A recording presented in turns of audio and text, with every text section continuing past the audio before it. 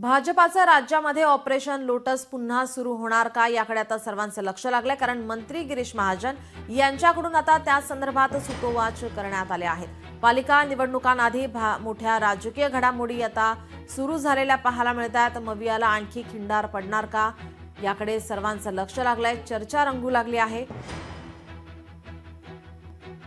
राष्ट्रवादी काँग्रेस असेल, पवार साहेबांची उबाटा असेल किंवा काँग्रेस असेल, आता लोकांचा विश्वास या पक्षावर राहिलेला नाही। आपण अजून पुढे बघा, किती मोठ्या संख्येमध्ये महाराष्ट्रात, मी नुसतं नाशिक बोलणार नाही, उत्तर महाराष्ट्र म्हणणार नाही, तर महाराष्ट्रामध्ये अनेक सगळी बडी मंडळी या पक्षामध्ये जी आहे ती आता भारतीय जनता पक्षामध्ये या ठिकाणी प्रवेश करण्यासाठी त्या वाट बघताय। आणि म्हणून आता आपल्याला उत्तर महाराष्ट्राची जबाबदारी आपल्याकडे आहे। मी शब्द दिलेला आहे वरती की सगळ्याच्या सगळ्या महापालिका, धुळ्याची असेल आपल्याकडे जाईल, जळगावची असेल आपल्याकडे जाईल, नाशिकची आहे ती आपल्याकडे होती, आणि आता नगर सुद्धा चारीच्या चारी महापालिका आपल्याला एक हाती ताब्यात घ्यायच्या आहे।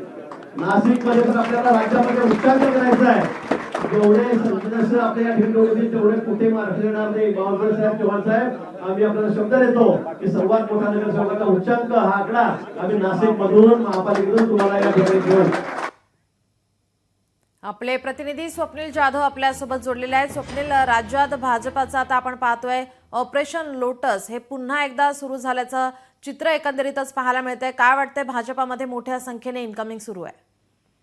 नीलम, नक्कीच भाजपाकडून आता ऑपरेशन लोटस हे स्थानिक स्वराज्य संस्थांच्या पार्श्वभूमीवरती इकडे राबवलं जात आहे। महाराष्ट्रामध्ये मोठ्या प्रमाणात इतर पक्षातील किंवा जे बडे पदाधिकारी आहेत त्यांना आपल्या पक्षात घेण्याचं एकीकडे मोहीम जी आहे ते भाजपाकडे सुरू आहे। भाजपाला स्थानिक पातळीवरती बळ मिळवून देण्यासाठी खरं तर हा सर्व प्रयत्न आहे। सांगलीमध्ये सुद्धा वसंतदादा पाटील घराण्यातील मोठा गट अखेर भाजपच्या गळाला लागल्याचं आपल्याला पाहायला मिळते। एकूणच यासाठी भाजप गेल्या अनेक महिन्यांपासून प्रयत्नशील होतं, मात्र आता कुठेतरी बळ येताना पाहायला मिळतं। जयश्री पाटील यांचा पक्षप्रवेश आज खरं तर भाजपमध्ये आहे, त्यामुळे सांगलीमध्ये भाजपला मोठं बळ हे आगामी निवडणुकीसाठी मिळणार आहे। त्याचप्रमाणे मध्ये काल झालेला नाशिकचा पक्षप्रवेश असेल किंवा इतर काही जिल्ह्यांमध्ये जे बडे नेते किंवा मोठे राजकारणी हे भाजपकडे वळवण्याचा प्रयत्न सुरू आहे। यामुळे नक्कीच स्थानिक स्वराज्य संस्थांच्या निवडणुकीसाठी भाजप कुठेतरी एक स्ट्रॉंग पक्ष मुंबई महाराष्ट्रामध्ये होऊ पाहत आहे। त्यामुळे याला किती बळ मिळतंय आणि त्याचप्रमाणे हा प्रयत्न यशस्वी ठरतो का स्थानिक स्वराज्य संस्थांच्या निवडणुकीमध्ये हे पाहणं महत्त्वाचं असेल। जी नक्कीच, धन्यवाद स्वप्नील आपण दिलेल्या सविस्तर माहितीसाठी।